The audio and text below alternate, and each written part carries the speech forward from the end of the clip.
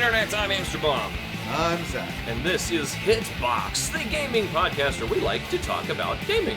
Who'd have thought? Who'd have thought? Yeah, we actually just moments ago got offline from doing some Atari Action Hour. So if you're a fan of looking into some old video games like we're going to be talking about today, even though I don't want to admit that 2004 is old, because we're going to be talking about video games from 2004. Look, the 90s was just last decade. What are you talking about? Just yesterday, I was at a party for my grandmother's birthday. Yeah. And my cousin, I never see him. He was over and talking to some of my uncles, and they were talking about, oh, I love Napoleon Dynamite. It's one of my favorite old movies. I'm like, that's not old. It's like, no, it's not. Yeah, it's really old. It came out in 2004. I guess I'll die. Yeah, so 2004 is apparently old now. So anyway, no, we just got off that. We're playing through all of the Atari games, and in fact, the last one we just played was a naked man hanging from a helicopter while pissing on a woman who was burning alive.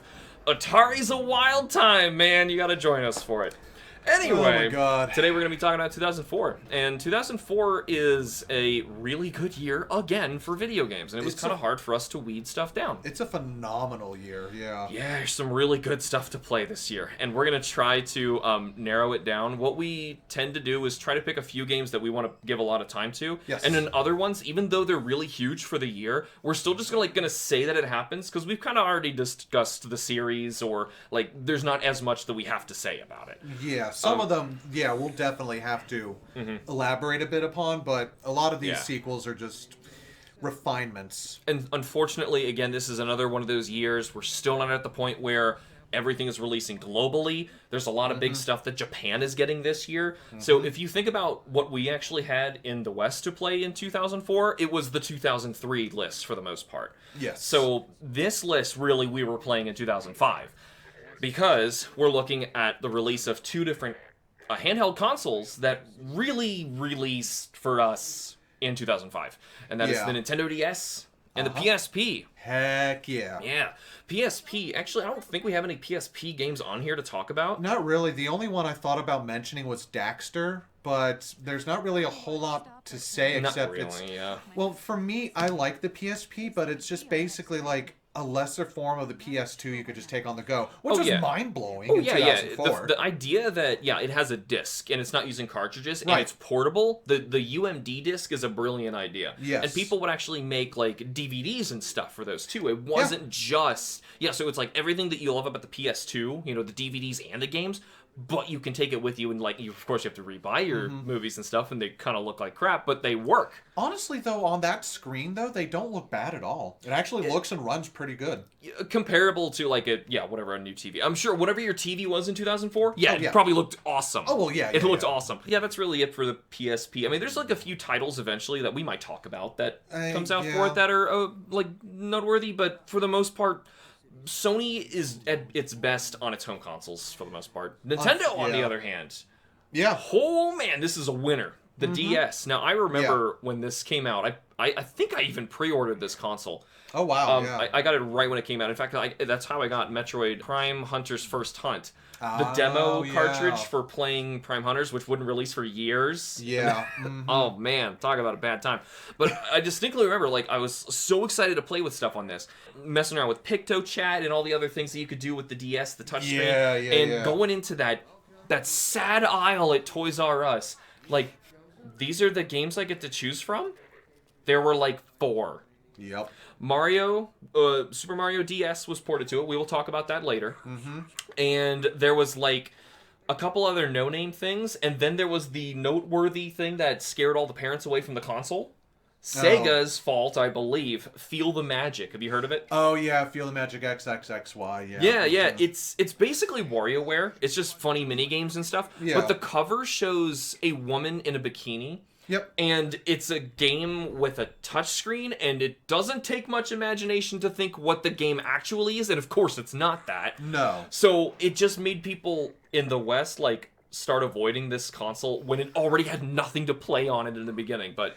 Yeah, because I think the other one was Nintendogs or... I don't think Nintendogs came out this early. It might have. I'm pretty sure it came out the next year, but... Probably. Yeah, it didn't. We didn't have, anything. I remembered that shelf and standing there well, I guess I'm playing Mario 64. I mean, like, cool, but yeah, but that's it. But we'll get to that eventually. Yeah, we'll get there. But that's what's physically coming out this year in Japan. But still, it's our time to talk about it. Yep. We're gonna do some PC stuff first, unless you want to do our fast ones. Like we kind of roll through everything quickly, try and see how fast we can do it and save our time for later. Yeah, let's go ahead. All right, so if we're looking at PC for stuff we want to talk about quick, this is the first time we're getting a Far Cry game. Yeah. It's the initial Far Cry. Yeah, it was like the first game from Crytek, who would eventually go on to make Crysis, and it's their engine that was used to propel a heck of a lot of games at that time. Well, yes, the engine is probably the most important about this, but honestly, I just thought when you said games, and I don't know why that was the trigger word in my head, we should probably mention what you're even playing this time in the background, because we're not live playing it for you guys to make sure we stay on track again. Well, I mean, they'll see it, and we'll come back to it afterwards, I guess. So it's a mystery to me right now, because I forgot. What is this video game I'm looking at? Because there were options of stuff that I could have played with you today, but I would have been way too invested in them because I love them too much. Yeah, no, it's okay. Just to sate your curiosity, it's Half-Life 2. Half-Life 2, right? I wanted to make sure that I didn't get nauseous watching this back because first person, the Doom one we did, I was like, oh god, I had a pulsing headache after that. I know, and so I felt bad. Yeah, I hope nobody gets like mind grades like I do watching or even playing video games that I try to adjust the quick. settings to where I wasn't like whipping the camera everywhere. So Half-Life is actually the first game we were going to spend time actually talking about, but we said Half-Life 2. We'll come back to you. We're going to go through the rest of the quick ones first to make sure we do this. The Sims 2 happens. So, yeah, it's it's still a fun game, and it's just basically a bigger, better version of the original. Yeah. And this is around the time EA really starts to monetize the heck out of The Sims. As in the people, not the cities, which is like the thing that I was always confused about when I was younger, because I was like, okay, you saying you like The Sims? Yeah, SimCity's pretty cool. Like, what are you talking about? I'm like, it's a city management building game. No, you just talk with a bunch of people and they go, you know, yeah, right. And they just babble to each other, and you just follow them around and watch their lives, and you're like, that's fun. Kind of is. Yeah, you gotta obviously you have to get into it and play it, but yeah. Watching your character pass out because you had them partying too late or like trying to level something up. I was gonna say you accidentally took out the ladder to get out of the pool by accident. Just watching them swim for eternity. Oh, boy. Another PC game. Now, I love this one. Oh, me too. I was actually thinking, like, we probably shouldn't even bring it up because it doesn't really matter right now, but Roller Coaster Tycoon 3 is so cool. It really is. It is basically the first 3D coaster maker that I think really got it right. Well, yeah, and also, luckily, it's the original series doing it, too. Yep. So, like, it's got all the properties. It's got the Six Flags incorporation stuff. Oh, my goodness. And then, not this year, but later, where they would re-release it and add extra packs to it. You could get, like, a water park edition. There was a zoo edition. There was, like, so much extra stuff you could pack into this game. There were freaking fireworks displays you can time up. You can import, since it's on PC, all of your music. You can do... Yes. There was so much customization to this. It was amazing. And there's still yes. Maybe the biggest selling point, I don't want to cut you off, but I freaking love this game, and we're blasting by this, I promise. You could ride all of the rides in first person. Yeah, and you could choose which seat and in which car you could go into. It was so cool. What I was going to say was there's still a thriving community for this game, still making parks and modding the heck out of this. It's really cool, yeah. So it's available on Steam, the Platinum Edition. You can pick it up if you Platinum Edition is the one I was talking about. It's bundled everything together. It's outstanding. And if you remember the story I told about the Rainbow Panda Park, I think I say it in the Minecraft episode of Playing With Myself. I know that doesn't sound like where it would be. It was an April Fool's episode. It's actually all about Roller Coaster Tycoon. That's right. Yeah. And I think in that one I tell the story of the Rainbow Panda Park. So you can make some death-defying stuff and kill people still in that one, as you cannot do in Planet Coaster. Because unfortunately this is the last of the Roller Coaster Tycoons. That's not like the classic series or the re-releases. Atari has kind of screwed this series. Basically it has, and it's a shame. Yep. Next one we want to blast by. Zach, what is Clannad? Clannad. It's a dating sim visual novel. Why is it on our list? Because it is like, I forget the name of the game maker, but it's what helped to also spawn a worldwide phenomenon in the anime community. It's actually good anime. I don't jive with it as much because of the ending to it. Sure. But it's a sweet enough game, and the anime is easily available online, and I think Steam, just in the recent years, actually just got this game on it. Now, granted, when it first came to the States, it was like $70. for a digital game. Jeez. It does not. It's not worth that price tag, in my opinion. Even though it has a lot of cachet. Like that's a hard pill to swallow today when you see like Final Fantasy Rebirth. Or something. Well, the majority of PC gaming in Japan, especially at the time, was just visual novels. So it's like, that's okay, nuts. whatever. I don't get that. I don't either. But still, if you're interested, I'd say just watch the anime, or if you really want to play a seminal work in the visual novel space, play that. We could at least say that it's kind of a landmark title, but like the Famicom Disk System already had like Tokyo Idol or like Idol Telephone or something like that. I forget the name of the game, but it was recently, like in the past like 2 years, translated by fans into English. But like that existed, so it existed. Whatever. Moving on. Legend of Heroes Trails. I always read it as Trials, but that's dyslexia. It's Trails in the Sky. I think this is the first Trails game. Yep, this is the first Trails game, released originally on PC and was ported to PSP. We wouldn't get this game until like 2010, when the PSP was on its deathbed. So yeah, it's the first one in a huge sub-series of a long-running series. Yeah, the lore is just, geez, like you need to know, so it's like learning actual world history before you can actually start. We have the Trails in the Sky, we have the Trails of Cold Steel, we have Trails to Azure, we have the Crossbell duology. There's even a fighting game with the Trails series and the Ys series. It's a huge series, but like, I'm not a fan of the way that they play. It's kind of like, it's still turn-based. You like select your locations for positioning for people, but it's kind of like a strategy on the fly. Yeah. Basically, combat takes forever. And it also has its own kind of unique spin on a sort of Esper materia system, where you have your little clock device and you put in little bits of ether to be able to do stuff. Sure. I like the way the game plays, but the story, especially in the first one, for me, is super slow. It is such a freaking slow burn. It is. And I think that's the thing that keeps me from really enjoying the first game, because I want to enjoy the series. I know, yeah. Me too. I spent, like, 8 hours trying to catch up on the background lore that I would need to understand whichever one was the Trails of Cold Steel demo that they had on the Switch. Just so I could understand that, because it was built into the demo. I was like, okay, fine, I'll get through all of this. Like, oh my god, how much longer is this? It's got to be over in a moment, right? No. It went on for days. I was reading this forever. And then when I finally got into the gameplay, I was like, damn, I should have just played it right away, because this sucks. I just uninstalled it right away. Like, that was a waste of time. It's one of those ones where you really have to invest not only the time, but you really have to be invested in the world. Yes, because if you don't care about the world and characters, which if anything, reading the backstory, all it did was make me not care. Like if I had the history, I might have. We're spending too much time on Trails. But anyway, it starts this year. Xbox. They're all available on Steam if you want to try to start. Sure, whatever. Anyway, I wouldn't recommend it. Xbox. So it happens. There's games on it. We're not really gonna be talking about any of them too in depth today, even though probably the big top seller of the year is on the Xbox, and it's Halo 2. Halo 2. Yeah, we talked about why Halo was so important with the Halo segment, but Halo 2 is the big one. The multiplayer. The story. That's what everybody was in it for. Oh yeah.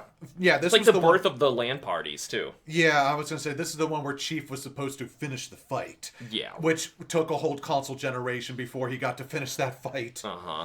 Well, because from what I understand, quick aside, this was actually Halo 2 and Halo 3 was originally supposed to be just Halo 2, the whole story, and then it's like Microsoft's like, "What are you doing? No, get this out." Sure, of course they would. Of course they would. I've heard that story before. But anyway, it's the shooty game. You point and click on the people if you're playing on the PCs, and if you're playing with the controller, you just point and clicks. So Fable also comes out this year. Yeah, it's some people like this game. Yeah, people either love this or kind of really hate this one. And I've heard both. Think of, it's called Fable, so kind of like I'm going to say a less dark fantasy version of The Witcher. Yeah, it's a very British humor-oriented, like, fairy tale kind of thing. Yeah, it's still like, it's dark humor and dark, but it's not Witcher. That's why I'm saying, like, Witcher's one step farther. one step back towards Cartoon Network, and that's where we're landing with Fable. Yeah, this is the game that was supposed to have been like the huge player-driven, player choice kind of game, which it was in a lot of ways. And I hear what hold it back is there's a lot of like mechanical stuff that people just really don't like. And it's short. Like the main campaign is short. And so it doesn't allow enough breathing room for a lot of stuff. Yeah. Yeah, but at least we got more out of it. Oh so yeah. There's a series, but it starts this year. So anyway, that's also most of what we want to talk Steam. about. Yep. Well, pretty much anything anymore. When we're at like this year, like we're at the era where pretty much everything that was really worth playing, or at least is still owned by someone who can afford to keep it up on Steam, will. Yeah. So another Xbox One. It is back. It is back. Doom 3. Doom 3. Yeah. You remember the last time we talked about Doom? Like, they made Doom 1, they quickly made Doom 2, and crickets. Yep. They had that, like I said, they had that Lamborghini money, and then everything fell apart with Quake, and then they're like, well, guess we better make Quake 2. I guess I have to make a video game again. Yep. John Carmack is like, well, I'm bored. I'm just going to make a new engine for no good reason, and we're going to make a tech demo game for it. And they did. And it's actually not a bad Doom game. It just doesn't feel like classic Doom. It's more of a slow burn, like survival horror-ish kind of game. Right. It kind of turns the series a little bit, which is fine. Like, a lot of people still really enjoy the direction it goes into. You know, it kind of cements the characterization that we get from the Marine. It's the game that everyone complains about because you can't duct tape your flashlight to a gun. You have to either have a flashlight or a weapon. Which is fine. Honestly, I don't have that much of an issue with it. Why don't you just get one of those headlamps for crying out loud? Yeah, it's easily modded, and there's the BFG edition, which does, Right. But anyway, still, Xbox. One last thing we're going to talk about Xbox, and that's it. That's it. So, you know that NES series that I love so much called Ninja Gaiden? No, never heard of it. Okay, well, it's really awesome. Oh, okay, cool. Especially if you have save states. Don't do that to yourself if you're not. Koei Tecmo brought him back. Except they didn't seem to remember that it was a 2D action-adventure level progression game. Yeah. Instead, now they decided to bring back the Ninja Gaiden IP as a 3D hack-and-slash game. Made by the guy who created the Jiggle Physics games. Yeah. So, and you can tell with newly created characters and lore, and this is also weirdly adding some contrivances to the story in ways that I don't even want to get into. It's just ridiculous. It doesn't matter. It's there for, like, the crazy action that the game puts you through. It's a bummer because, like, the original NES trilogy is actually really cool. It's wacky and crazy, but, at least it's, like, kind of grounded in its own universe. This is, like, kind of going a little too far for me, and then, like, the fact that it's not even the same kind of game. This is the era where people are like, obviously 2D stuff, that's out. Symphony of the Night was like the last time we talked about like a solid 2D game happening on a 3D console. From a big publisher. Yeah, from a big publisher. It's like seen as obsolete, no one's doing it. And unfortunately, that's what happened to Ninja Gaiden. And I really want to see it come back. Like an actual 2D. Do it with Metroid Dread. Think that. Like 2D, make it pretty with 3D. I would play the heck out of that. Question is, do you trust Koei Tecmo to be able to do that? Absolutely not. But heck, Capcom even turned around and made Ghosts of Goblins Resurrection for crying out loud. So and Mega Man 11 recently. Who knows? It could happen. Anyway, we're going to jump all the way to the GameCube for our next rapid fire one. Yep. We got another Paper Mario game. Oh, I know. The best Paper Mario game in the series, in my opinion. A lot of people would say that. Yeah, I haven't... Actually, no. I have finished Super Paper Mario on the Wii. I haven't finished any of the Paper Marios. I've started the N64 and the GameCube one, which is Thousand Year Door. Yep. I haven't rolled credits on it, though. Yeah, you'll appreciate it when you get to Remaster is coming out soon, isn't it? Yeah, actually, it's coming out within the next couple months. I think it was just announced like days ago, as of this recording. On the 10th, as of this recording, but you're probably not going to see this for like a month. Yeah, it's March 12th right now. Yeah, but it was revealed on Mario Day, the release date for the Paper Mario remake. Yeah, this one, it's pretty much everything that you loved about really Super Mario RPG put into Paper Mario, the aesthetics of Paper Mario, but making them even bigger and better in a grander story. And actually incorporating the paper aesthetic into gameplay. which is really cool. Yeah, like you can transform into like a little paper airplane, fly around. There's all sorts of little transformations and stuff. Yes, and it is still hysterical, and I can't wait to see like just a better version, a better looking and better running version of the game. Even though the GameCube version ran really well, is beautiful. Yeah, it runs. Really good. If anything, I would just say speed up the loading. That was the only thing that game, like any game like that, on that era, you go through a door, you got to load. Like I was just playing Wind Waker with Clover downstairs because she wants to play the next Zelda, and I'm realizing how slow that game is, and just loading back at the time when you're on those old discs things. I'm like, I'm so excited to go to this next place, and I walk into a door, loading. Same thing happened in Paper Mario. It takes forever. Anyway, that's just the hardware, but yeah, hopefully they'll fix that in the new ones. Speaking of fix it for the new one, I'm gonna jump one of our rapid fire to talk about Mario vs. Donkey Kong. Yeah, this just recently released as a complete remake with new worlds. Add to the end of it too. This, you think of it on GBA, is a sequel to what we got on the Game Boy. Yes. Right, so that was the revitalization of what Donkey Kong was on the arcade. So this is kind of, you're tracing a line back to Nintendo's original Golden Child. Yeah. And so you're dealing with 2D puzzle platforming, but there's a lot more elements to it, more switches and things that you can do to make the game more interesting. Yep. And it's really fun. Yeah, I kind of want to pick up this new one, even though I haven't beaten the original Game Boy Advance version. It's effectively the same, but still, I'm really happy they did it, and I'm glad they fixed up those terrible the still frame movie things. The pre-rendered, yeah. Oh, it really looked like some budget group just threw it together. It was like a PowerPoint presentation instead of like a cutscene. Yeah, I don't know how long though it would have taken them to actually render a video. Oh, geez, yeah, it's on the Game Boy Advance cartridge. I'm sure it wasn't feasible. But anyway, it's really good. Two more Game Boy Advance games we're going to talk about. Metroid Zero Mission. Yeah. It's okay. I like this game quite a bit, actually. Yeah, I do too. It's a good game. I just have a lot of problems with it from a structural because it's calling itself a remake of Metroid 1, and in that regard, and that's what I'm rating it as. Yeah, it's an abysmal failure. But as like a standalone game, it's great. Yeah. It's just a terrible remake. I think it was like the second or third Metroid game I played, so it's like that'll also help too, because Metroid is just amazing, and the more you play it, you're like, holy crap, this is the best. This is good. This is so freaking good. Oh my god. For the most part, this was them trying to build the NES Metroid game in Fusion, but completely redesign the entire map, if I didn't express that. So it's much smaller, things are more compact, it's more straightforward for the most part. It's a little easier to tell where you are, Yeah, and then the fact that it just blatantly tells you, like in Metroid Fusion, you need to go over here next, you need to go over here next. That's what kind of pisses me off. Like, it's great for a beginner, but it's completely contrary to what the original game was, and that I don't like. Anyway, I have a full review on that, and you can listen to that later, because we're going to talk instead about a new Pokemon game! Pokemon! Which is also a remake. Yeah! Jeez Louise, Game Boy Advance, give us a break here. Pokemon Fire Red and Leaf Green. Yep, I do not like this game as much as I love the original version. Me too. And I don't know why, because a lot of people seem to prefer this one over the original. I love Gen 3, and I never knew what it was about Fire Red and Leaf Green that kind of rubbed me the wrong way. I'm not sure either. Like, geez, I will fire up Ruby and Sapphire, and I will have the biggest smile on my face any day of the week. Yeah. Do the same for Red and Blue. I am grinning ear to ear, but Fire Red and Leaf Green, I don't know. Something doesn't feel right. Like, it's kind of uncomfortable.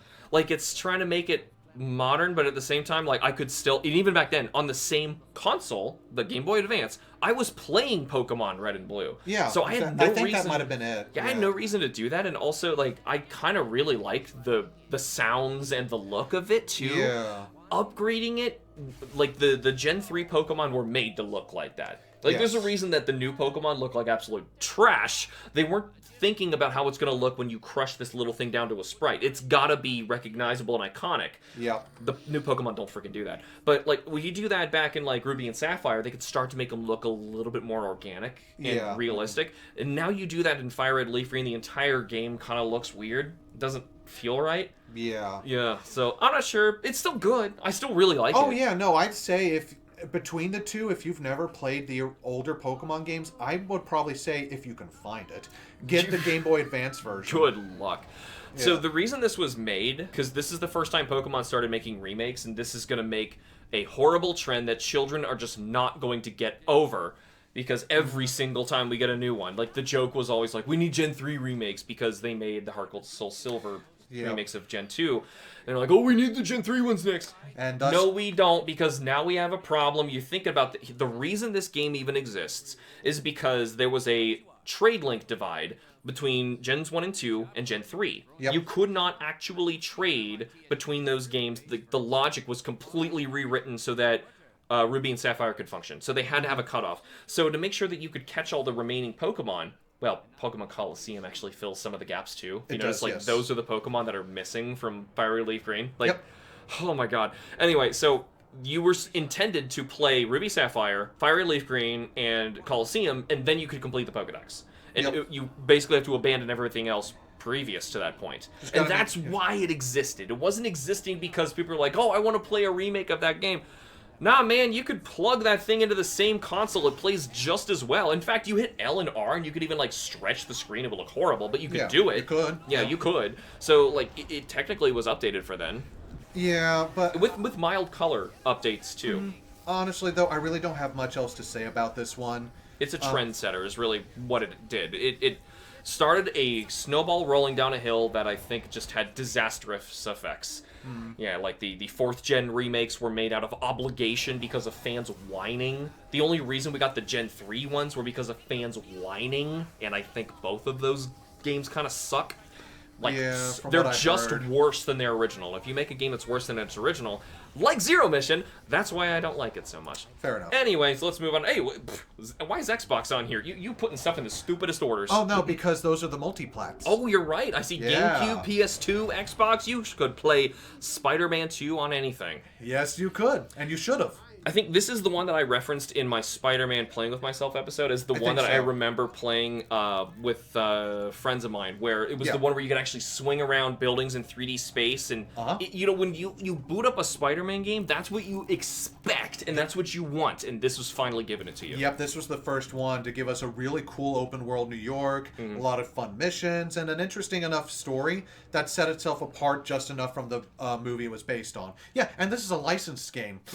Yeah, right. So it's kind of surprising it's even here, but really, like, a big trendsetter. It was a popular game at the time, too, because of the swinging thing. Imagine, like, how big Marvel Spider-Man was when that came out. Oh, God, yeah. It was that big. So it was a big deal. And also, too, it's got that meme song in it about pizza delivery that everyone knows and loves. So, there you go. Pizza time. Anyway, Pizza time. Bard's Tale. The Bard's Tale. PS2 and Xbox. Yep. Did you play this one at all? No. All right, so this is a revitalization of an old 80s computer RPG series. And it actually has a lot of big names in it. Carrie Elwes from, like, Princess Bride is the voice of the main character, the Bard. That's fun. Tony Jay, who's, like, well known for a lot of his voice acting, like Judge Frollo from Hunchback of Notre Dame. He's the narrator, and it's a musical comedy. And so it's like, it's poking fun at, like, everything about action RPGs. Like, your first mission is, like, you go and fight rats, and you're like, well, that was easy, because they go down in one hit. And then all of a sudden, you turn around, and there's a rat the size of the entire cellar of the inn you're in who breathes fire and nearly kills you.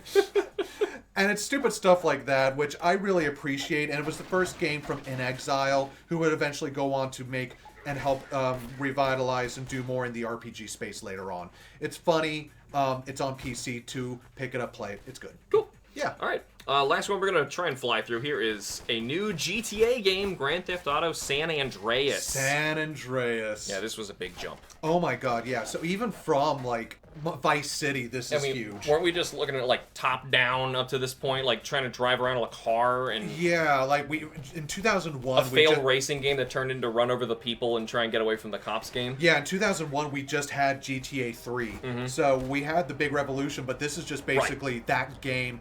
just on a bigger scale. You have 3 cities, you have a sort of, like, RPG system where it's like you could, like, get fat by eating a bunch of takeout, you could actually work out. The more you run, the faster you run, and the longer you could run. Yeah, it was practically a life sim, so that it could make the high stakes stuff more engaging. Yes, exactly, and the story itself is actually really fun. I like it quite a bit.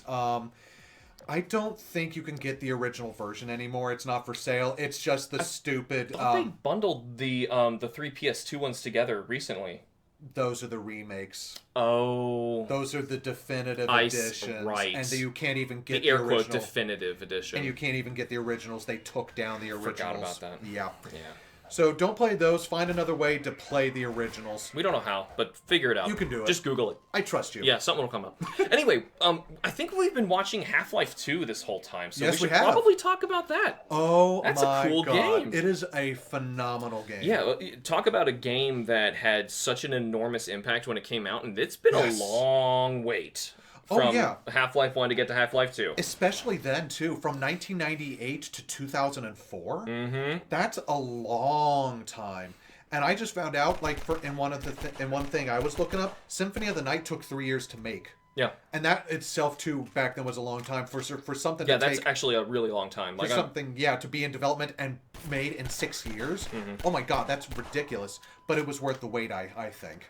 Oh yes, but it's incredible that what we even got is even functioning, because it's a shame. After this point, Half-Life 2, I don't want to get too ahead of it, but we're never going to talk about it again. They're going to release like episodes of stuff that are going to lead up to a game that'll never happen.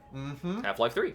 It's a meme joke, but like the problem, the reason it's a meme joke is not like, I love Portal 1 and Portal 2. I want to see a Portal 3 because I love those games. Like Half-Life isn't over. No. Like, the episodes 1 and 2, and obviously Half-Life 2, they lead you up to something that just doesn't conclude. Correct. And that's driving everyone insane. And leaves off on such a gut-wrenching cliffhanger at the end. Yep. But it doesn't matter, because Steam is making Valve so much moolah that they can afford to be sued over owning a monopoly and pay off the fines and still make bank. Yeah, so still just revolutionizing more of like the next step of everything that we would want to see in Half-Life. Yeah, and this is the one that I can remember which really pushed the Havoc physics engine and made it a functional core part of the game. And more characters and stuff to interact with. One of my favorite puzzles I remember when I first played it, because I didn't have a good enough laptop at the time. So I had the orange box on like PS3. Well, everybody did. Yeah. So it's like... also with Portal. Yeah, exactly. So one of the things is you're in... Gary's Mod. I think Gary's Mod comes out this year too. Oh God, I think it actually might. Yeah, I'm pretty sure it does. Or not too long after. Pretty sure it's like... I think I looked this up. I think it came out Christmas Eve this year. That's funny. That's Merry great. Christmas. Here's Gary's Mod. There we go. The little rapid fire bonus. But one of the puzzles I loved was that you're on a jet ski, basically going down an irradiated canal to get away from the bad guys. And so you're stuck because there's a ramp. You see a ramp that's nearby, but it's not angled up far enough for you to get up to the next part of the canal. So you have to search around the area for like these blue things to like really lift the thing up, And it's like, just to see that, and it's like, I can use physics objects to do this? This is amazing. So sorry we had a quick cut. I had like an editing thing that we had to do off camera, so sorry about that. But anyway, we basically talked what we needed to about Half-Life 2. It's just Half-Life even more so. Yeah, it's a fun story. There's just... The gravity gun, it makes the game worth it. Yeah, it's a fun physics tool, aside from being just more of what you wanted with Half-Life. But anyway, we're not done with PC. We also have World of Warcraft. Have you heard of it? Oh my gosh, this is huge. This is absolutely monumental, honestly. Yeah, no, we've had a lot of games like this beforehand. We've talked about many of them. We've even talked World of Warcraft before this. Talking about like how influential just this game is and how huge this is. Oh my gosh. Okay, so this is like the MMO to end all MMOs. Still kind of is, It still kind of is. Yeah, it's gotten so many updates. It, even back then, was unfortunately ahead of its time in knowing that you should be paying a subscription instead of an outright pay $60 for your game and be able to play it, because they know that they have a bunch of servers and their servers are going to be overloaded, and they want to also pay and like give you updates because it's a PC game. So in that way, it made sense, and it made a very necessary step forward. And it's not like other MMOs didn't do that before. EverQuest, Asheron's Call, a whole bunch of others did that before it. Right, but this is like, it was so big, everyone was playing this. Yeah, where the other games just made enough to pay, make a profit, and to get their expansions out. It was a cycle. Yeah, this one actually made bank. Yeah. $15 for at one positive feedback loop that it just kept growing. Yeah, for however many millions of players, yeah. Mm-hmm. But for World of Warcraft, the thing that it did, from what I understand, because I still don't know much about World of Warcraft. Brought us Leroy Jenkins.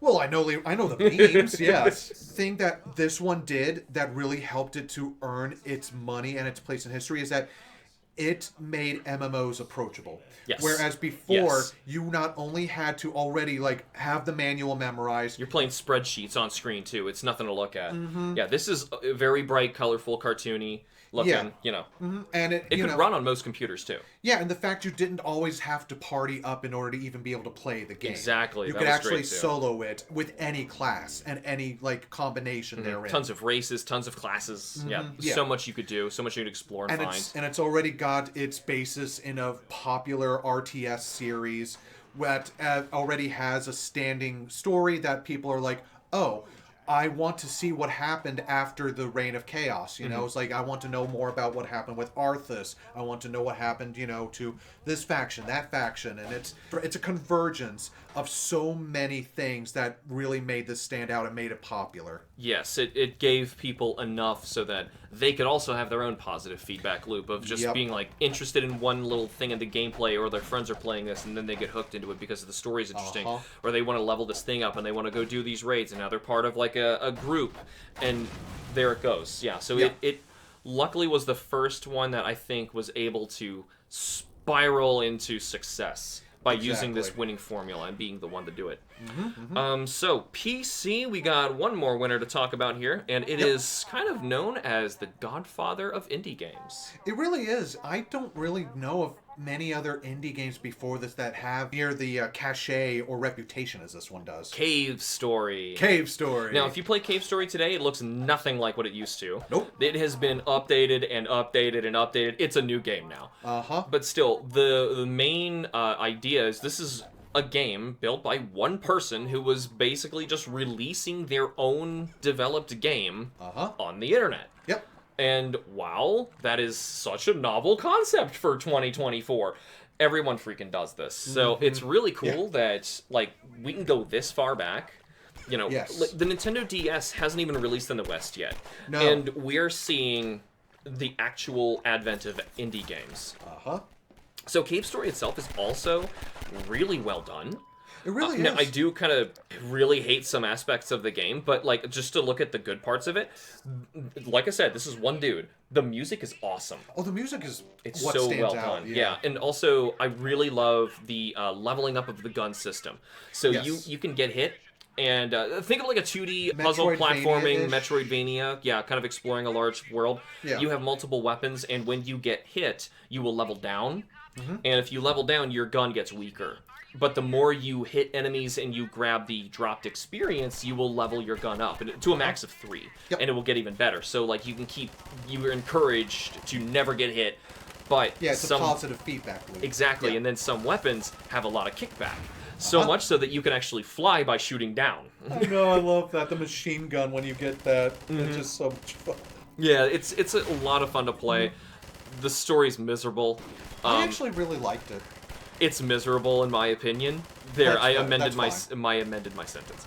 I have a full review of it, so I guess we could use that to say that. The characters for the most part are super cute. Yeah. I love the way that it looks and sounds, and it's for the first indie game that one person was actually able to make. Now, to be fair, there probably are plenty of games, even for the Atari console we were talking before, one person just in their garage managed to make one game and exported it, put it online, and somebody downloaded that and made a cartridge out of it and popped it in their Atari, and boom, there you go. Yeah. I'm sure that happened before, but this is the first time that a single person was actually trying to do the whole shebang themselves and market themselves. Exactly, yeah. So that's really what this is known for. How about we jump to the PS2? Okay, we can do that. That is...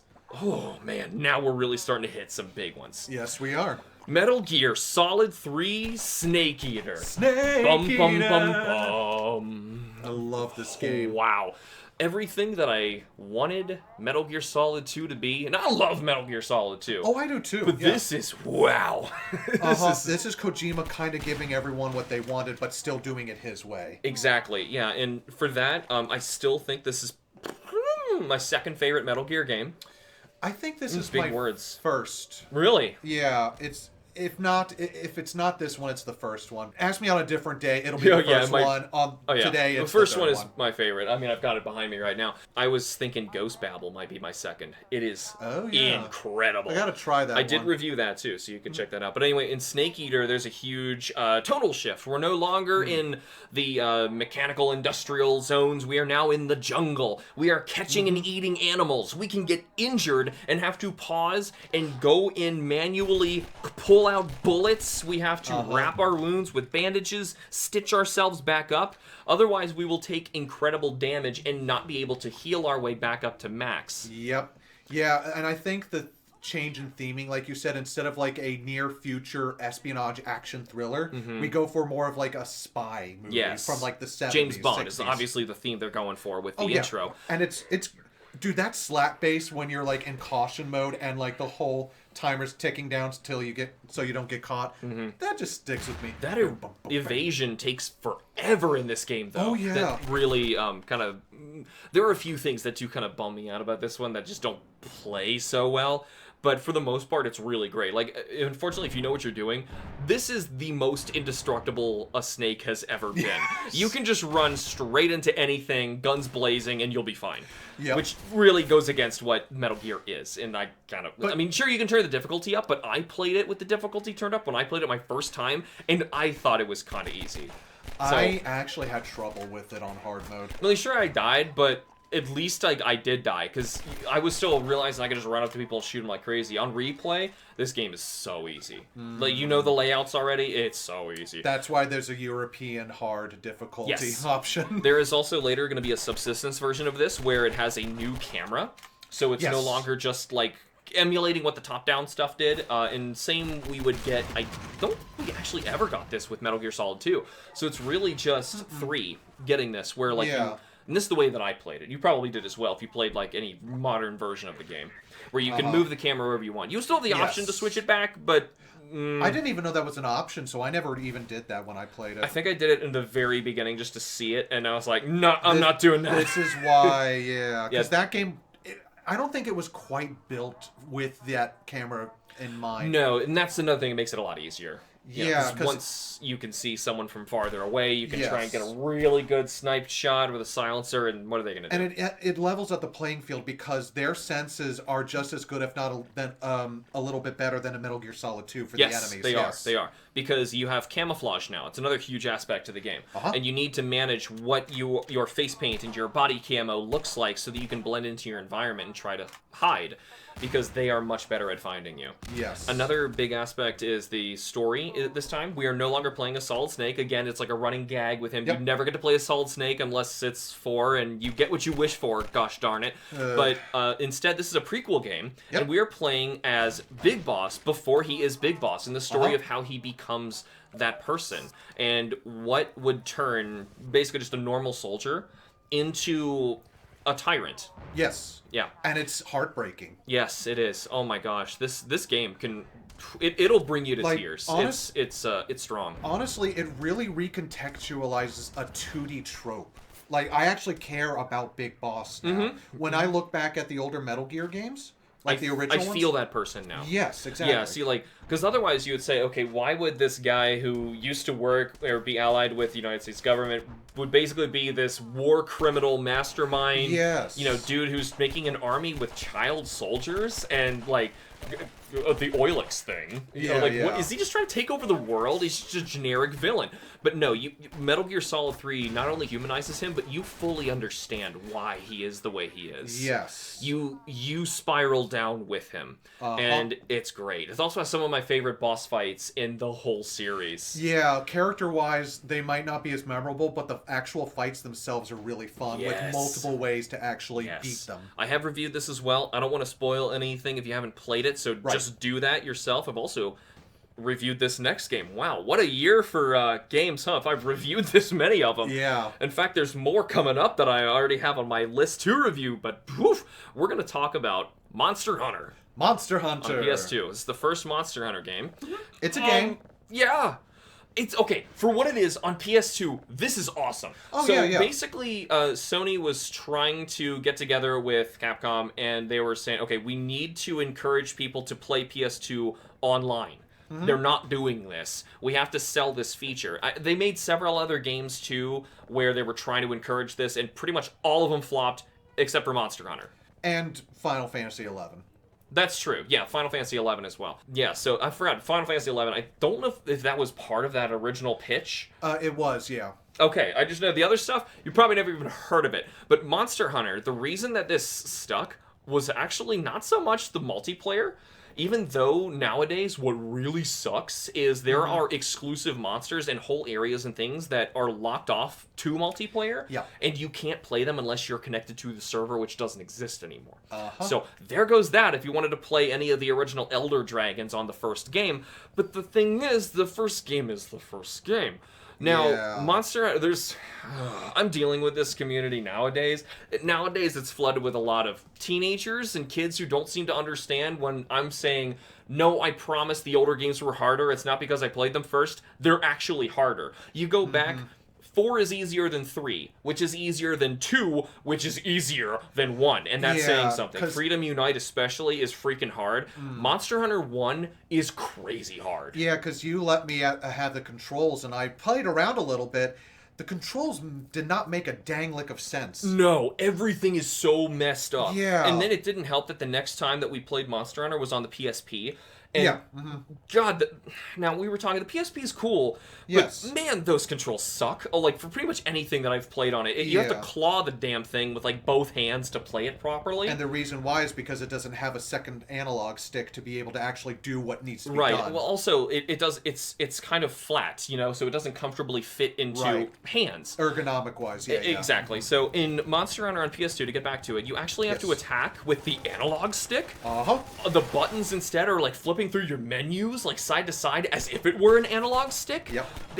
Everything is so convoluted and weird, and you'd have to, like, jump over that to then play an action game where you're hunting monsters. And let me tell you some things that are not in this that you're like, oh, Monster Hunter isn't that bad. There's no farm.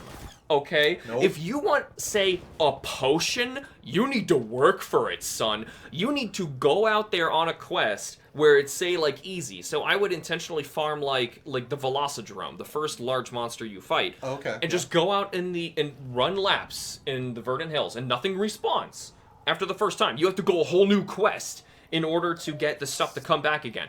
You gather every single blue mushroom. And by the way, there's no visible icon where there's a mushroom. Suddenly you go over a place and it's like X to interact or something. And now you can start gathering. And it's a random amount of stuff you can pick up. And then you go somewhere else in random spots on the map, you can start gathering something else. And you have to then, in that same quest, beat the monster, or you don't actually get to keep any of the stuff. And here's the thing. You're going to get killed a lot in this game, especially if you're by yourself, because, well, guaranteed you're by yourself, because you're not playing it online like anybody else did. The camera in this game is horrible. It will kill you more than the monsters will, and I'm not saying that as a joke. You will run anywhere in any small room, or say a monster smacks you, because they will, and you end up, you know, with your back to a wall somewhere. Any other video game, the camera will swing behind and the wall will become transparent. You will see through it, and you will see the monster still. Not in Monster Hunter. For some reason, the camera itself has collision. And if it gets near a wall, it will start flipping out and doing a conniption fake because it doesn't know what to do. It's almost like they didn't test this aspect of the game. But I don't want to get too much into a rant about it. I reviewed it. What do you think is the thing that really makes this stand out, especially at the time? Okay, at the time. So, the actual gameplay, though, like, if you can somehow remap the buttons and forget about the camera, it's still revolutionary. And, like, this idea of, like, actually going out to hunt a large thing, a boss, you know, like, you have nothing. You start with nothing. It's that kind of RPG that your character doesn't get better. You go out, you gather stuff, and you slowly are able to get better by using the stuff that you gather to make something better. This devolved into so many different genres. I call this one the Hunter Looter because we don't really have a name for this, even though we should. Not really, like, looter shooters don't exist if this doesn't happen. This is the thing that goes out, like, you are nothing, go out, gather stuff, come back to base, make something of that, and go do a better thing. Yeah, it kind of takes that same concept from Diablo and Phantasy Star Online of going back into a certain area, like you said, grinding out new materials and mobs. But, like, do this as, you know, you're fighting the bosses. Exactly. Yeah, and take the bosses and they become your armor and your weapons. To be able to go and fight bigger and badder monsters. Yeah, but unfortunately in this one, because there's no farm and there's no canteen, you can't eat. There are some skills, but they're hidden in the game, and it's next to impossible to see them. Like, even if you wore like a complete armor set, you might not even have a skill. No. And even still, the game won't tell you have a skill. So it's cryptic beyond belief. So, like, say you wanted, like, 1 max potion. It's going to take, and I calculated this for my review, like, how much work would have to go into eating 1 max potion, and you would have to bring that as prep for another quest. So say you do that, and you go on some quest, you eat that, and you go out there, and you fight your first Gypsaros, and he poisons you. You go, oh, shoot, this thing can poison? Well, I'm dead now, because I didn't know that I had to bring antidotes, which you now have to go back and figure out where that is and craft those. Yeah. It's... and some monsters are intentionally designed to make you solve them instead of run at them and hit them, which unfortunately the new games are. And I really applaud that for the old ones. So, like, say, why would this giant sea shark come out of the water to fight me when it can shoot bursts of water at me from the water, or like water blasts at me? I have to fish it out. Or if there's like a sand titan thing that's swimming away from me in the desert, I need to spook it out with a sonic bomb. You're supposed to solve the monsters. You weren't supposed to just run at them and hit them until they die, which is what the series kind of is anymore. Yeah, because it sounds like this one, because I don't ever plan to go back to it, but it sounds like it just sounds like it's the game that really sets the foundation for something better. Absolutely. Yes. Because on Steam... But it's still a good enough time, because like it's a great challenge, and it's still really fun. Like, I'm still considering streaming this whole game, where, like, if I can find, like, a modded save file where I can just start with everything, and then just, like, go appropriately to each fight. Right. Because the grind is obscene in this one, and that's what it doesn't understand. Like, you finally beat your first Rathalos, and you get, like, 2 monster parts. And I'm not joking. And it takes, like, an hour to beat one. Anyway, last time, PS2, I think. Yes, last PS2 we're talking about. Zach, why are we talking about another Dragon Quest game? Please? We don't have to talk about every single Dragon Quest game. This is like the last one that I think... Okay, I was going to say, I glossed over a Metroid game earlier. Come on now. Why are we talking about this one? Well... Journey of the Cursed King. Yep, Dragon Quest VIII, Journey of the Cursed King. So this is like the first game in the series that actually is properly called a Dragon Quest because the trademark actually opened back up. Right, instead of Dragon Warrior. Yes, and it is also the first game in the series to properly adhere to a 3D world. Dragon Quest VII kind of had that, but you're still looking at it from an angled top-down view where you could just rotate the camera. No, in this one, you actually have to use the camera to look around town, actually find, like, powerful monsters on the field to fight them.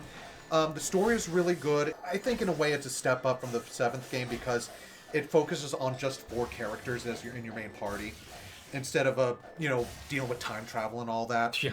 Now, they made a 3DS version of this as well, didn't they? Correct, yes. Okay, so that's a more approachable way to play it. Yeah, I was going to say, I prefer the PS2 version, personally, mainly because for me, it looks better. I love the symphonic soundtrack that's actually in there. The 3DS one, I would say, if you want to try this one, find the 3DS version any way you can, because of its portability, the fact that you can see all random encounters on the map, which is a huge boon. It's a long game, too, so it's appreciated that you can have it portably, too. The quality of life stuff is worth it for the 3DS version. Yeah. And also, too, now especially, it's like, with the news that just happened recently. With Akira Toriyama. Yeah. That just recently happened, I think, a few days ago as of this recording. As I mentioned, we're doing this like a month in advance. Yeah, Akira Toriyama just passed away. I'm seeing a lot of people talking about Chrono Trigger, Dragon Ball, all the stuff. He did so much. He worked up until the day he died, too, that poor man. Yeah, no. He loved what he did, though. Oh, yeah. No, he wouldn't have done everything he did if he didn't like doing what he did. But yeah, he is Dragon Quest. Like, he has, like, completely designed. Like, I loved people even sharing, like, this is what he was pitched to show what slime was supposed to look like, and this is what he gave them instead. And he just, immediately creates, like, one of the biggest gaming icons ever. Just, absolutely. Yeah, whatever. Just whips it out. So, without him, I'm a little concerned about the future of the franchise. Yeah, I'm wondering what is happening with Dragon Quest 12 now. Yes. Like, how far along did that get? Like, are we past the point where we kind of don't need him? It's like saying, like, we're letting go of Charles Martinet too. What's going on? Because we have to move on eventually. Because 2 of the 3 people are gone. Yeah, Shigeru Miyamoto is not going to last forever. You know, it's not like Hideo Kojima is going to be able to make video games forever. Honestly, I think he's already out of touch. A little bit, but but for Dragon Quest specifically, it's like this is a really good entry point, and if you don't want to deal with the giant, expansive world of 11, this is a little more manageable, especially if you play the 3DS version. I think this is the best jumping on point for anyone who's interested in Dragon Quest. I can see that.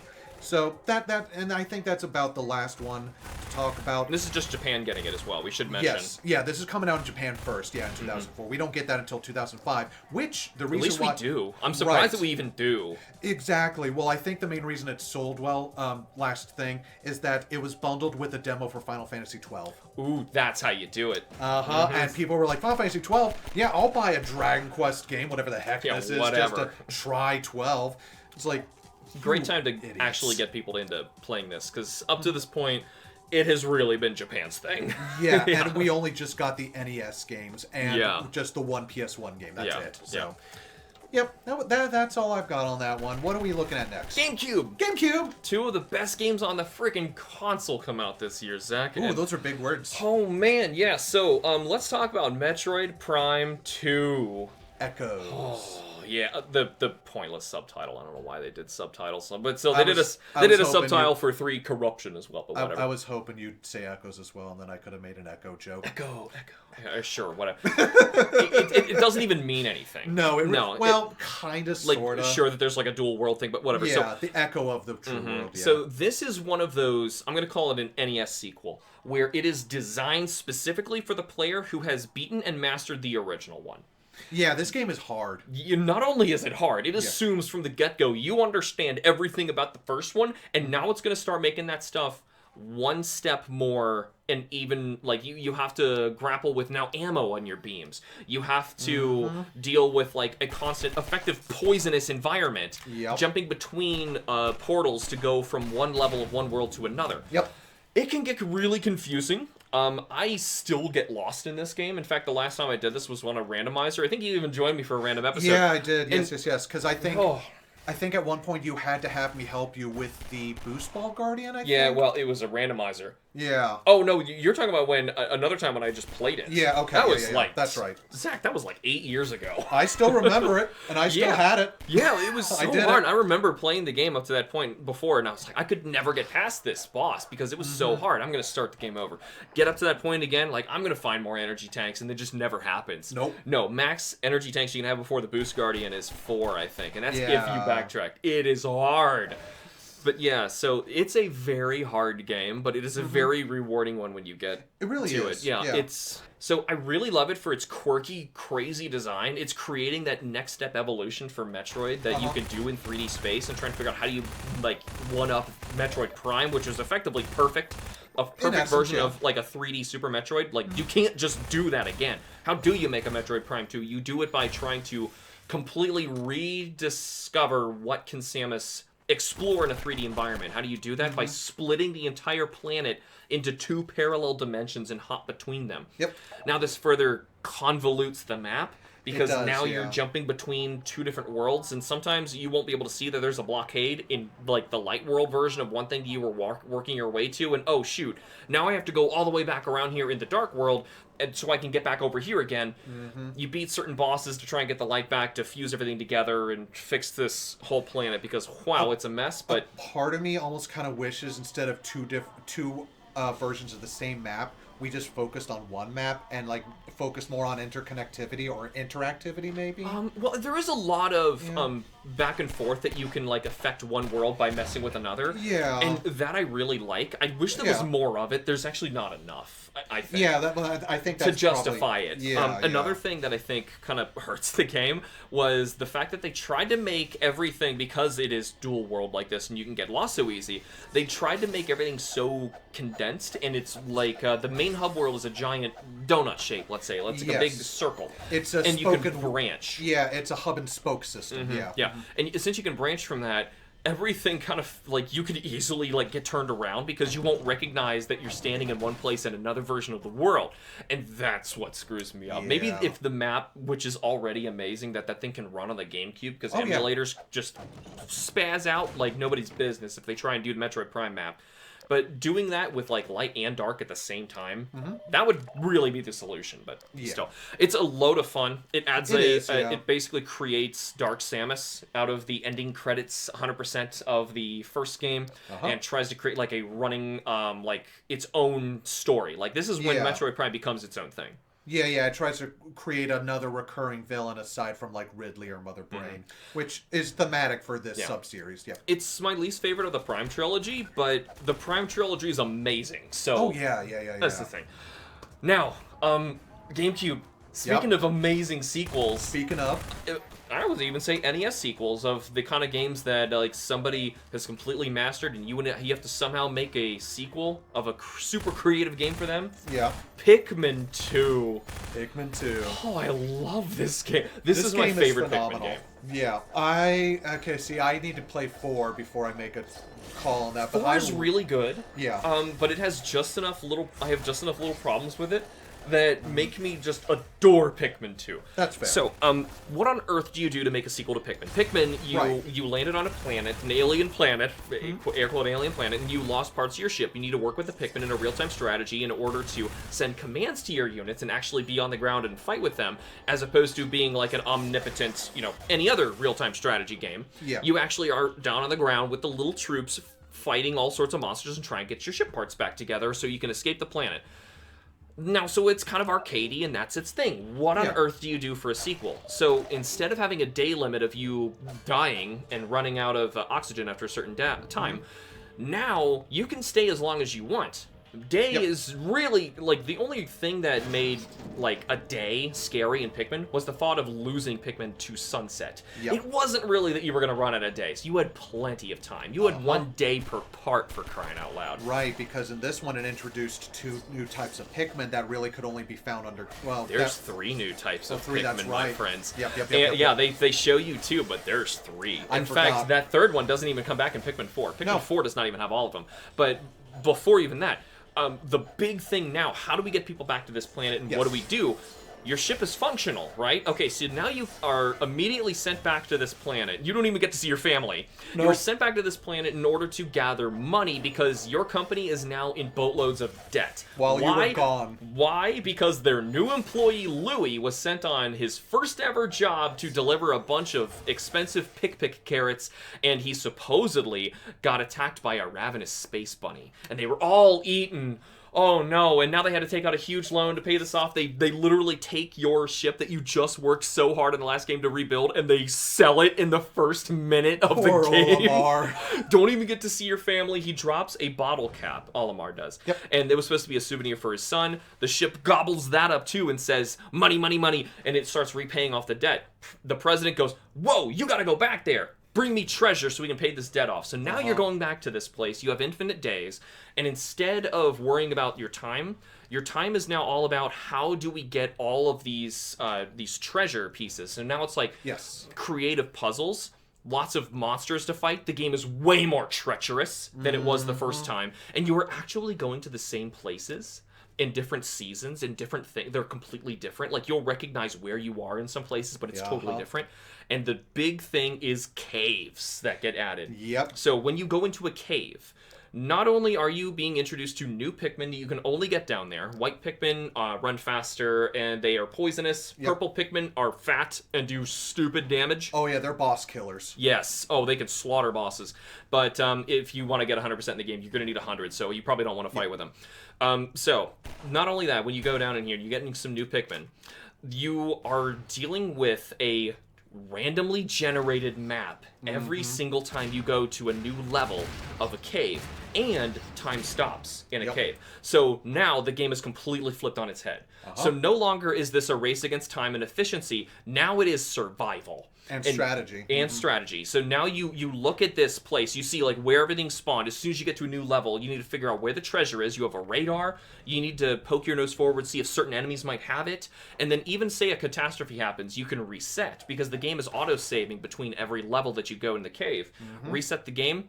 But that's not going to save you, because it's random. And now you have a completely different layout. You have the same treasure and enemies you have to fight, but they're in different places. Yes, exactly. Because it's like everything, like you said, is randomized. Like a lot of the assets and all the monsters in specific areas and hazards are the same, but they're just going to be rearranged in different ways.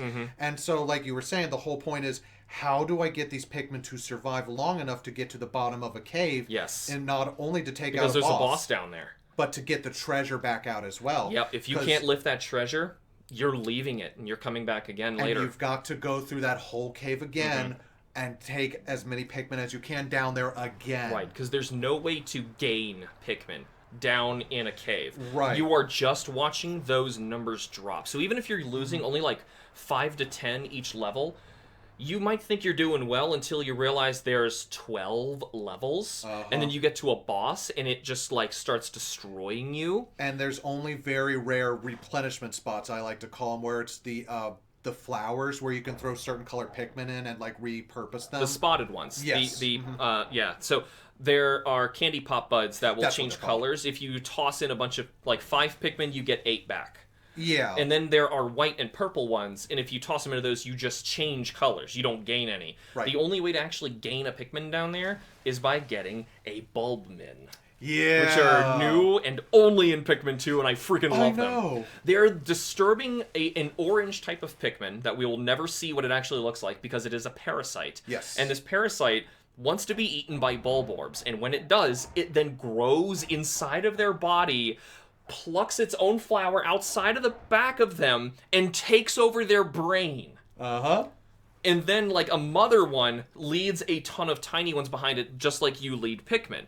Because that's what they do. It's a Pikmin. Yep. But it's still a gross hybrid thing. You have to kill the mother Bulbmin and then whistle, and you can gather up the Bulbmin. Yep. Now, you can only get as many Bulbmin as you have lost Pikmin up to this point, but you can't get more than like 15 or something like that at a time. You don't get that many. So say you lost 80 and you find Bulbmin, you're not getting to 100. You still get some. And unfortunately, when you get to the end of a cave, you cannot take a Bulbmin with you. But that does mean that you can use them freely inside of those candy pop buds and get like a free purple out of it or something. Yeah.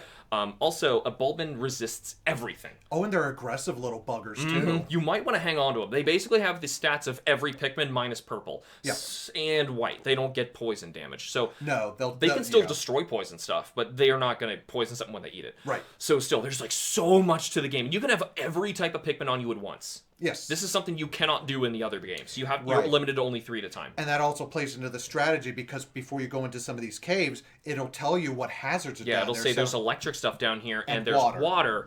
And now you know, okay, I got to bring yellow and blue, but I don't know how much of each. And then you go to, like, say, your 3rd level, and you lost a ton of blue to a fight before, and it's just coated in water. And you have to leave all of your yellows behind and run out there with, like, 5 blue and just hope to God you can carry that treasure back. Yep, exactly. Yeah, because you can leave it, you can pass by, and you have, theoretically, infinite tries to keep going back in there.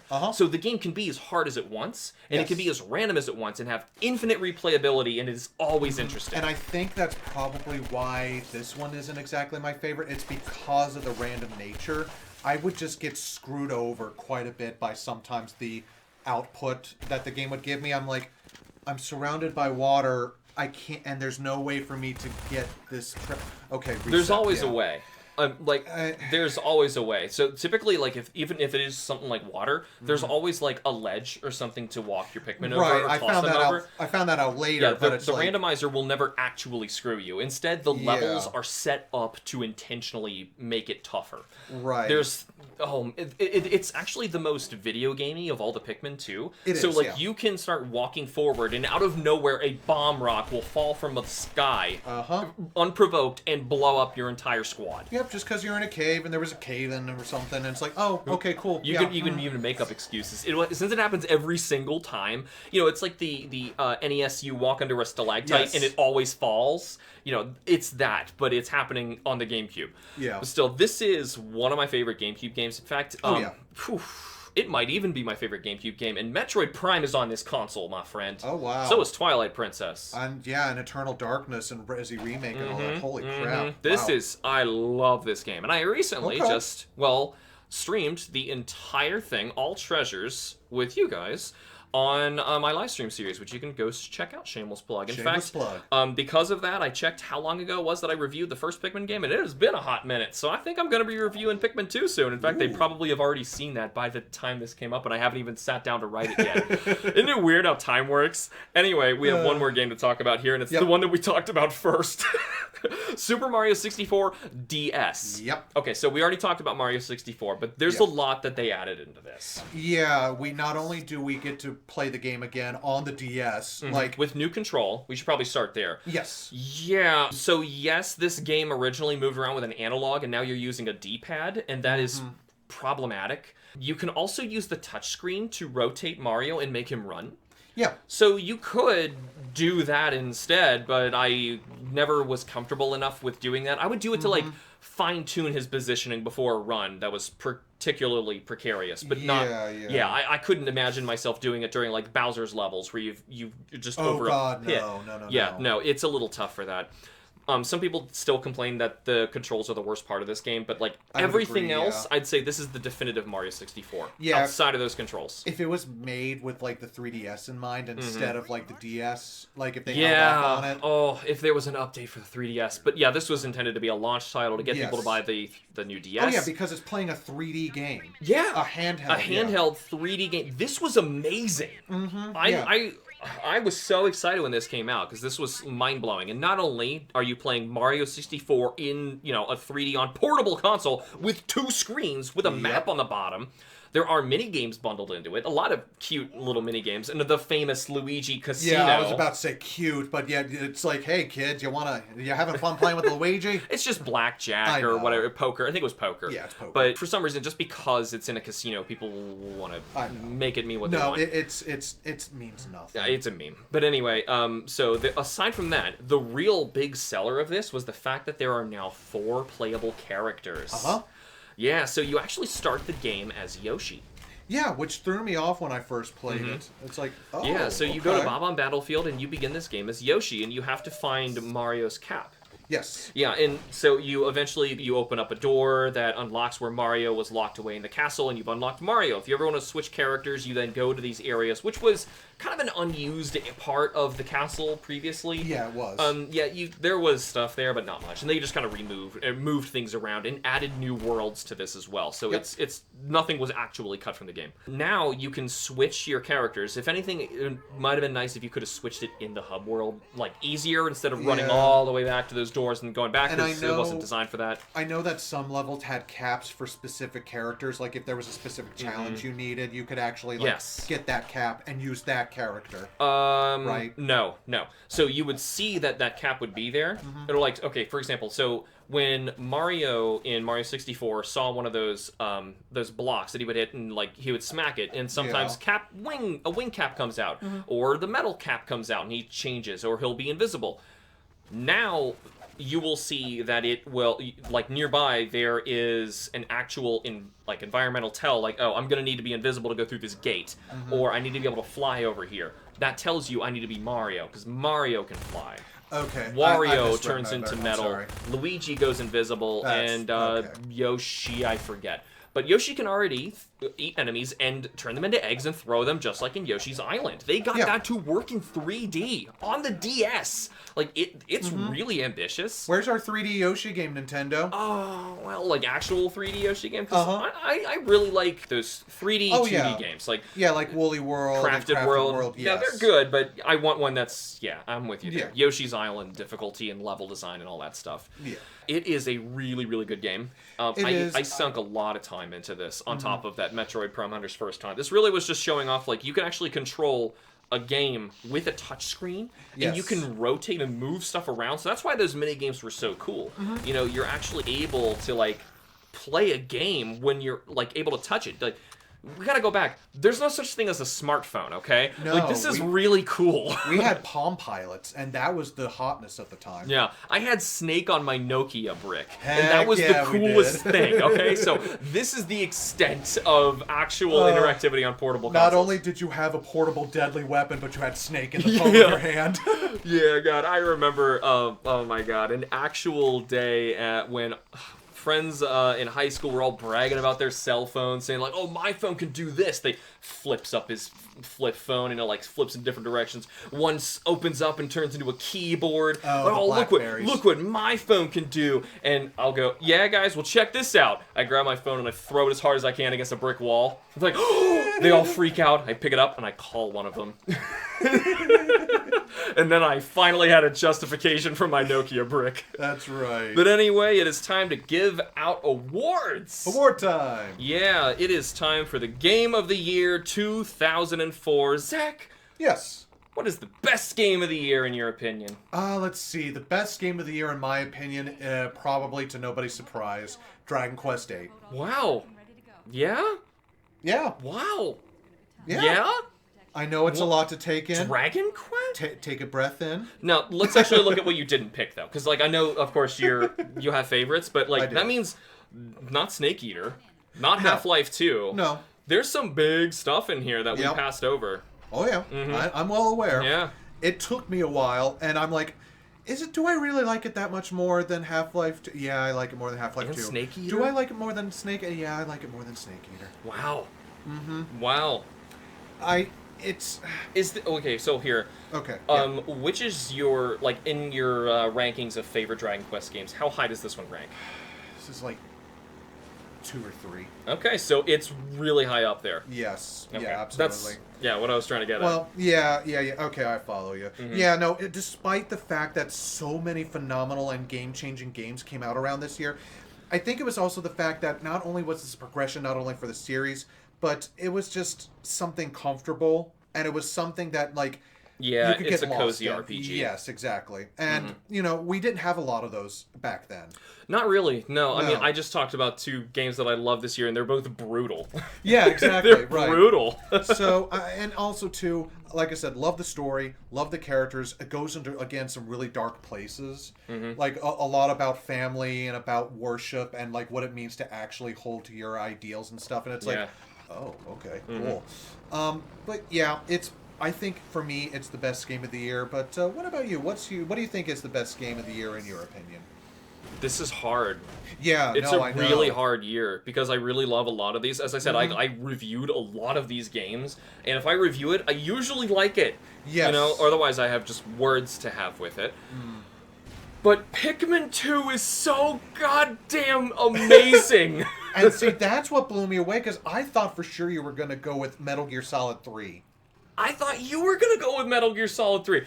See, like, that should say how much we like Dragon Quest VIII and Pikmin 2. Okay, like, we both... Like, I think I even rated Metal Gear Solid 3 with 2 10s. It might have been a 10 and a 9, but it was darn close. I played Metal Gear Solid 3 a lot more recently than Dragon Quest VIII, and and it's like... So there's not a whole lot of nostalgia for me for Metal Gear Solid 3. And I revisited a little bit of Dragon Quest VIII recently. I'm like, no, this game still holds up. It's still that good for me. So, yeah, but why Pikmin 2 over something like Metal Gear Solid 3 or Metroid Prime 2? Pikmin 2 might just be the most creative game sequel ever made. Okay.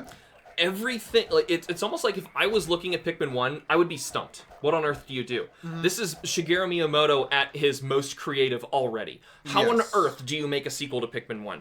And making Pikmin 2 so genius. There's so many things that it added. We've already talked about it, but it makes it, like, so much fun. Like, if you look at Pikmin 1 as, like, the perfect arcade of what you would want to play with that, Pikmin 2 not only, like, triples that length, but it adds so much extra replayability to it. There are so many different things you can do with the tactics of the game and how you can play it. Yep. The treasures are adorable. And the product sponsorship that was on GameCube is adorable that still blows too. Me away, yeah. Yeah, you could find Duracell batteries, yeah. It was your first treasure, is the Duracell battery. Yeah, there's Snapple caps and all sorts of calorie mates, things like that are in there. Now it's all a bunch of generic stuff because they of course you're not going to pay boatloads of money just to make a HD version of this. Yeah. The new version on Switch plays beautifully. Oh my gosh, it's wonderful. It is. The only bad thing I can say about this game, and I think this is what it came down to, I was thinking of what are bad things that I can say about the games that I love on this list. And the only bad thing I can say about Pikmin 2 is that your AI computer is really chatty. A little bit, But the thing is, it's playing off a gag from the first game where Olimar said that it was more annoying than his boss. Yes. So, like, we already know his boss is a terrible person. So, oh God, what an incompetent oaf. It's playing the part, and it's still funny. Like, it's still really funny. And your first time through, you're not going to think it's chatty. It's only on replay. Oh, yeah. So anyway, I love it. Good. I love it so much. But influential. We still think that this is important to do even in 2004 because there's a lot of stuff that's just... Zach, this is... I don't want to admit it, but that's 20 years ago. And, no, it's not. What are you talking about? Were you rounding? I was. Generous rounding? Yeah, you round down. I know your math's not too good. We just played Atari Math like an hour ago. God, that game was difficult. That was so hard. Man, that was worse than Crosscode and some of its puzzles. So what would you say would be the most influential game that came out this year? Hands down, it's World of Warcraft. Yeah. There's just for getting it all right at the same time. Yeah, it was the right game at the right time, right people, and again, it's just... No other MMO, even Final Fantasy XIV, still really can't touch what this game does. Yeah, if anything, I would say it was so good. It's almost like I wouldn't say it's the influential one because it shut everything else down. Everything else tried to emulate it, and nothing else really got to this level. So do you know... FF14 might be the closest. You will know the sad part? You know what other game came out around, like, I think about, like, a month before this game did? EverQuest 2. I was just going to say, was it another EverQuest? It was EverQuest 2. Oh. And it didn't even stand a chance. No. It released before WoW. And so people were like, oh man, this is going to be great. Yeah. We're going to see... No. It's basically dead. It's like, that's the terrible part. That really sucks. Yeah. Man, I should have guessed before you spoke up, too. I would have had that. I'm like, I never get to be right about obscure PC MMO games. And you were. Good job. You get a gold star later. Yay! I'll put it right on my nose for everyone to see it. But what about you? What do you think is most influential from this year, in your point of view? This year? See, it's weird looking at... See, I feel like 2004, like we just said, that's not that long ago. I feel like it's not that long ago. No, it's not. It doesn't feel that way, but it is. But with hindsight of actually, like, experiencing the year and playing the things as they came out, and then feeling, now looking back, I feel like Monster Hunter was the influential thing. Like, nothing really did that. Nothing really still does it. Even games okay. We do have a lot of games that copy it. Yes, but even they don't do it right, I don't think. And Monster Hunter doesn't... Well, okay, yeah. No one's really figuring it out 100% just yet. Though Monster Hunter World is the closest that we have come. Yeah, I guess that's what I'm trying to say. Yeah. So it's almost like it has created a boom out of nowhere where even in these recent years, we don't see that often. Where a game out of nowhere is just like... At the get-go, I get it. Here's a genre you don't even know yet. Right. And it's going to work. I know there's no internet connectivity that's going to work really well with this system, and you're not going to have any of your friends who are going to play with you, and the game's going to be brutally hard if you don't have any friends, but I'm sorry, this is going to matter later. Yep. And it did, even though I wish the game was that ambitious. It was really just made for money. Yeah. But still, it was an ambitious, creative idea made for despicable reasons. Yeah, well, at least the creators actually put their heart and soul into making that thing, though. Yes. So recovering what was there. Yes. I think because I think the creativity came in the sequels. Yeah. The first one is very Arthurian and basic. I mean, it still came up with like the iconic characters and the creatures that we know, and like some of the armor designs and the weapon designs and all that and how it functions. There's a lot of really cool stuff there. I don't want to undersell it. The game's still really, really cool. There's a reason that I still say that this is better than like Generations or Rise. Yeah. I still think it's very good. It's very solid. I also think that its difficulty curve is much better. Sure, it takes a ton of grinding, but going to the next monster actually feels like a challenge. Obviously, the monster count is lower, but that's just how an RPG works. You know, if you want the next challenge to feel like a real hurdle and it's tough and you got to work through it and you got to learn all of its moves and everything, it's got to be tough.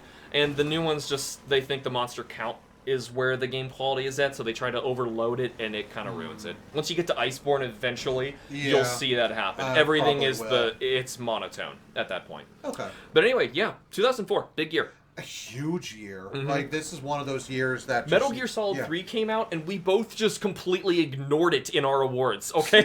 Like, it's a big year. We could say that. Because I love it for what it is, but I don't think it really did anything so drastically different to really make it stand out. Not really, yeah, and that's the thing with where we're at in the years, because we're just starting to get some really big stuff one after another. Exactly. And making these are going to be harder. So inevitably from this point on, we're going to be skipping over a lot of games that are coming out. Just expect that to happen. The game industry is just full-on exploded by this point in time. So it'll happen. But either way, that is all the time we have for this episode. Thank you guys so much for tuning into this episode of Hitbox. If you enjoy the show, you can help us keep it alive by supporting us on Patreon with the links in the show notes in this video's description. For those of you on YouTube, remember to like the video and subscribe for more, and be sure to let us know what you thought of the show and what other topics you'd like to hear us cover in the future. And special thanks to all of our amazing Patreon members. Boop. See ya.